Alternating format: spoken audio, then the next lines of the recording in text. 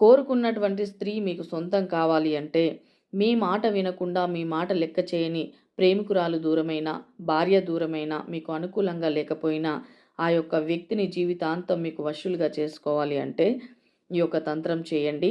ఈ యొక్క గురువారం రోజు చిటికెడు ఉప్పు తీసుకొని ఆ ఉప్పును 21 సార్లు అభిమంత్రించి ఆ స్త్రీని తినే అటువంటి ఆహారంలో గానీ, లేదంటే తాగే అటువంటి పానీయంలో గానీ, ఏదైనా పదార్థంలో గానీ కలిపి ఇస్తే ఆమె జీవితాంతం మీకు వశురాలై ఉంటుంది. మరి ఈ యొక్క మంత్రాన్ని తెలుసుకోండి.